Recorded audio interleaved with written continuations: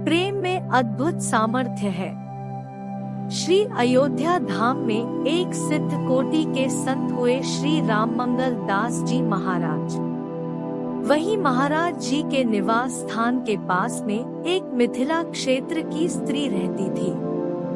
उसके पास किसी वस्तु का संग्रह नहीं था, बस एक गाय के दूध से भरा लोटा और एक कपड़े में श्री रामचरितमानस जी की पोथी थी।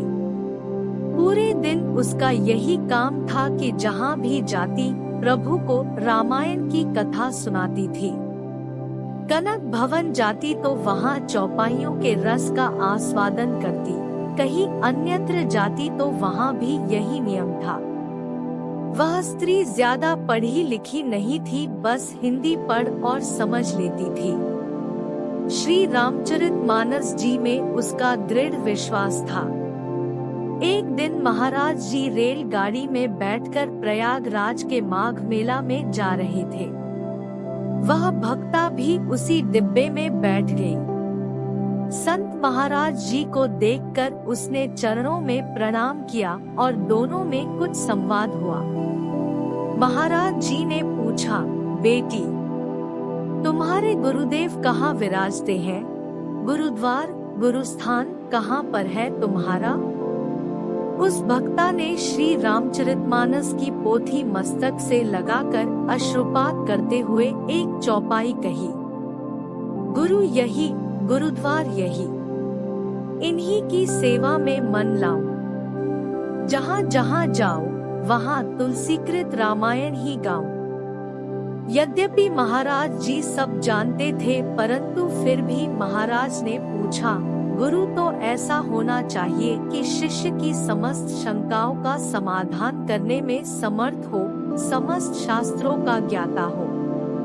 वह भक्ता बोली, ऐसी एक भी समस्या नहीं है जिसका श्री मानस जी समाधान न कर सके। जैसे श्रीमद् भागवत साक्षात श्री कृष्ण का ही स्वरूप है, ऐसे ही श्री रामचरितमानस भी श्री रघुनाथ जी का ही स्वरूप है। महाराज ने पूछा, यह पोथी कौन सा मंत्र देती है?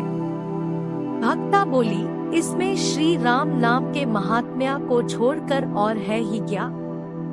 भगवान शिव भी श्री राम महामंत्र का उच्चारण करते हैं। महाराज उसका भाव और श्रीमानस जी में श्रद्धा देखकर बहुत प्रसन्न हुए।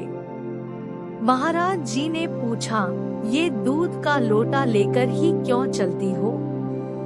भक्ता ने कहा, अभी मेरे रघुनाथ जी बालक है, कथा सुनते सुनते भूख लग जाती है। महाराज जी ने सोचा, आखिर यह क्या कह रही है, इस बात को प्रत्यक्ष देखना चाहिए। संतों ने कहा है, किसी सद्ग्रंथ का सेवन करना भी सत्संग ही है। श्री गुरु गोविंद सिंह जी महाराज वाणी में कहते हैं, गुरु मान्यो ग्रंथ। जिसको वास्तविक महापुरुष अभी तक न मिला हो, वह किसी ग्रंथ अथवा जिनमें श्रद्धा हो उनका आश्रय लेकर भजन करे। श्री रूपरसिक देवचार्य जी ने श्री हरिव्यास देवचार्य को गुरु रूप में स्वीकार कर लिया था और उनका श्री हरिव्यास देवचार्य के चरणों में दृढ़ विश्वास था। परंतु उस समय श्री हरिव्यास देवचार्य जी वैकुंठ जा चुके थे। श्री रूपरसिक देवचार्य जी की श्रद्धा और समर्पण देखकर श्री हरिव्यास देवचार्य जी वैकुंठ से पुनः पधारे और इन्हें दीक्षा प्रदान की। श्री जगत गुरु तुकाराम जी ने अपने वैकुंठ गमन के बाद स्वप्न में श्री बहिणा बाई को दीक्षा प्रदान की। श्री स्वामी हितदास जी को श्री हरिवंश महाप्रभु ने इसी प्रकार कृपा की। विश्वास दृढ़ हो तो और अंतःकरण शुद्ध हो जाए तब सद्गुरु अवश्य कृपा करते हैं, चाहे वह ग्रंथ हो अथवा कोई पार्षद महापुरुष। इसका साक्षात उदाहरण है यह प्रसंग। प्रयाग क्षेत्र आते ही उस भक्ता ने त्रिवेणी संगम पर स्नान किया और श्री रामचरितमानस जी को प्रणाम करके बैठ गई।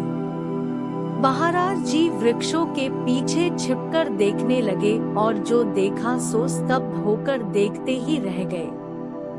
महाराज जी ने देखा कि कोई वायु नहीं चल रही है, परंतु ग्रंथ के पन्ने ऐसे फड़फड़ा रहे हैं जैसे तूफान चल रहा हो। जैसे ही फड़फड़ाना रुक गया तो वहाँ श्री मानस जी की पोथी से एक तेजपुंज निकला और वहाँ स्वयं बाल स्वरूप में श्री रघुनाथ जी, जानकी जी और लक्ष्मण जी दिखाई पड़े।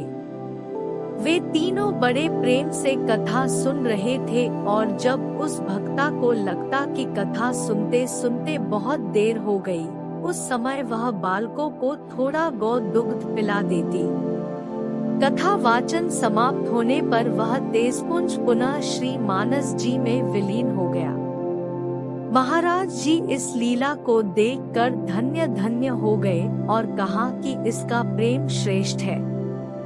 प्रेम में ऐसा अद्भुत सामर्थ्य है जिससे प्रभु वश में हो जाते हैं। हमें लोग सिद्ध, परमहंस, महात्मा कहते हैं, पर प्रेम में बड़ा अद्भुत सामर्थ्य है। श्री रघुनाथ जी ने श्री शबरी माता से कहा है, हे भामिनी, मेरी बात सुन। मैं तो केवल एक भक्ति ही का संबंध मानता हूँ। प्रभु वंदमन लीला में सन्यासी के वेश में है। सन्यासी को किसी से संबंध स्थापित करना और किसी का जूठा खा लेना उचित नहीं माना जाता, परंतु मर्यादा पुरुषोत्तम ने प्रेम के वश मर्यादा का अतिक्रमण कर दिया।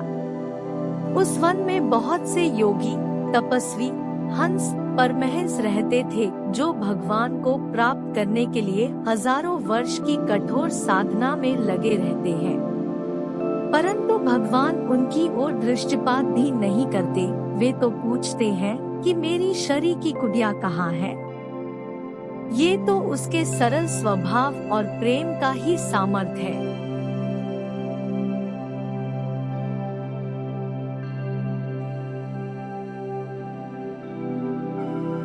मानस में बाबा कहते हैं, कहो भक्ति पथ कवन प्रयासा, जोग न मुख जप तप उपवासा, सरल स्वभाव न मन कुटिलाई, जथा लाभ संतोष सदाई। भक्ति के मार्ग में परिश्रम नहीं है, इसमें न योग की आवश्यकता है, न यज्ञ, जप, तप और न उपवास की। भक्ति के मार्ग में केवल सरल स्वभाव हो, मन में कुटिलता न हो और जो कुछ मिले उसी में सदा संतोष रखे। भगवान शिव कहते हैं, हरि व्यापक सर्वत्र समाना, प्रेम ते प्रकट होए मैं जाना। प्रेम में ही परमात्मा को प्रकट करने का सामर्थ्य है। श्री नानक देव जी कहते हैं, जिन प्रेम कियो तिन्ही हरि पायो। जय जय श्री राधे। हमें उम्मीद है कि यह वीडियो आपको अच्छा लगा होगा, तो कृपया वीडियो लाइक और शेयर कर दीजिए और चैनल को सब्सक्राइब करके बेल ऑन कर दीजिए, जिससे अगली वीडियो सबसे पहले आपको मिले।